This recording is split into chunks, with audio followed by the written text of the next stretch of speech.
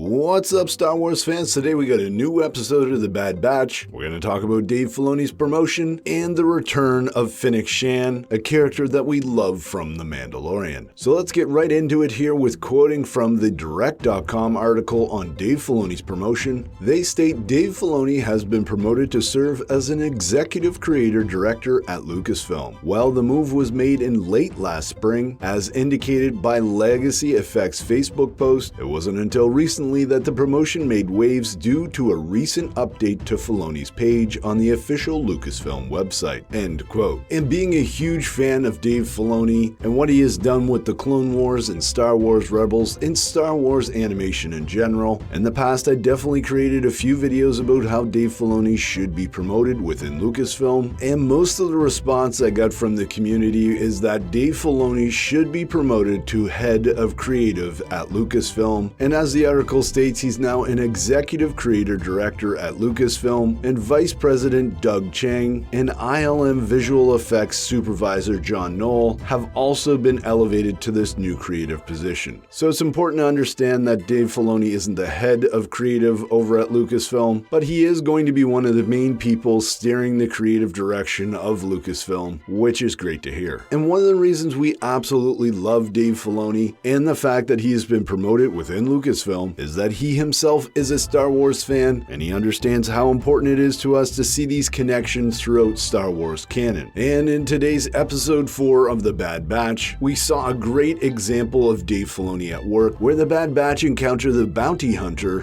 Fennec, the same bounty hunter we see years later in the timeline, helping Boba Fett reclaim his armor and take over Jabba's palace in The Mandalorian Season 3. And I absolutely love the irony of the fact that in The Mandalorian Season 3 we have Fennec helping Din Djarin reclaim little Grogu, but in episode 4 of The Bad Batch, she's actually hunting down Omega, which many believe to be like Grogu, a very powerful young Force-sensitive clone experiment. And probably the most interesting thing to come from this episode is the fact that Fennec holds her own versus these super soldiers, even taking out Wrecker, certainly the strongest of the Bad Batch, but maybe not the smartest. So I love how Dave Filoni brought back Fennec and gave us a little bit of backstory to this character that we know and love from The Mandalorian. Again, this is one of the reasons that Dave Filoni is so beloved by the Star Wars fandom and why he deserves this promotion to executive creator director at Lucasfilm. But that out of the way, folks, I did want to say a big sorry about the preview for episode 4. My information for the episode was way off. It's been very difficult to come by reliable information when it comes to previewing these episodes, so I apologize. But as always, I'm Mike, thanks for watching, and may the Force be with you.